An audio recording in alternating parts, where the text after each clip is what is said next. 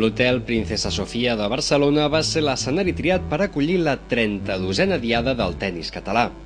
La gran gala del món de la raqueta va comptar amb la presència de múltiples personalitats, tant de la política com de l'esport, entre els que cal destacar el president de la Generalitat, José Montilla, així com l'alcalde de Barcelona, Jordi Hereu, dos il·lustres representants de la nombrosa representació d'autoritats polítiques i esportives assistents a la gala entre els més de 500 assistents.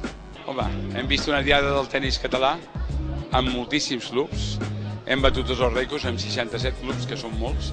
amb un rècord també d'assistència, i també crec que no és fàcil que en una diada d'esport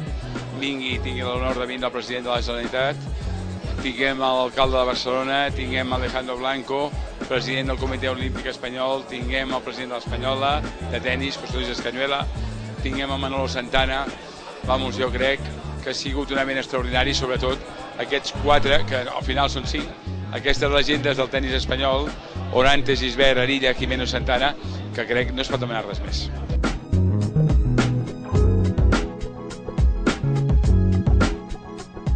A més de l'habitual entrega de guardons als clubs catalans pels èxits aconseguit en el decurs de l'any 2009, aquesta edició de la Diada va retre homenatge a 4 dels nostres grans tenistes, que van rebre la consideració de llegendes del tennis català: Andreu Jimeno, José Luis Arilla, Joan Gisbert i Manolo Orantes. Bé, home, és una nit molt bonica, és un recordatori de tota la nostra trajectòria tenística. La Federació Catalana ha tingut el detall de fer aquesta distinció amb uns companys que són com germans meus, l'Andreu Jimeno, el Manolo Orantes i el Joan Gisbert,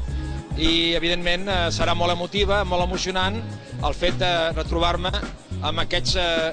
companys i extenistes que podrem recordar totes aquelles aventures dels anys 60, quan el tennis encara no era prou conegut. Jo crec que avui és un dia molt especial perquè fan un homenatge a 4 exjugadors de tennis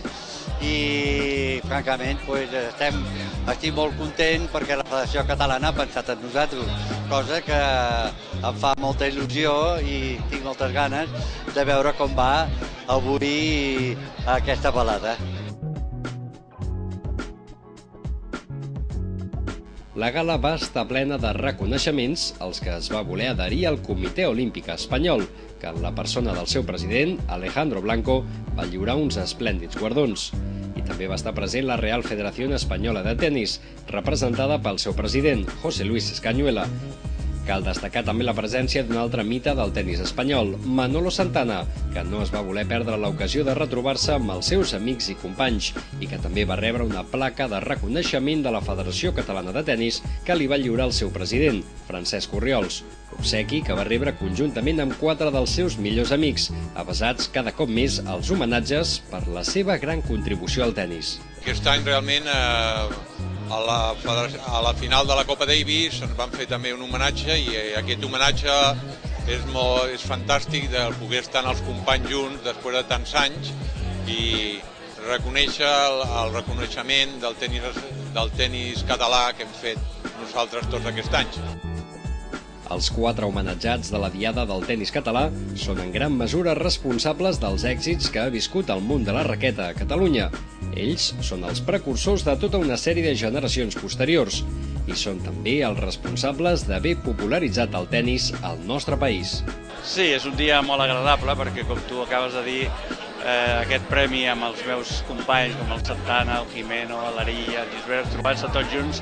i també m'agradaria que aquest premi fer-lo extensiu a tots els clubs de Catalunya perquè gràcies a ells nosaltres hem pogut gaudir de la nostra carrera i poder arribar on hem arribat. En definitiva, la Diada del tennis català va ser una gran festa en la que es va demostrar la bona salut del tennis català i també la seva unitat.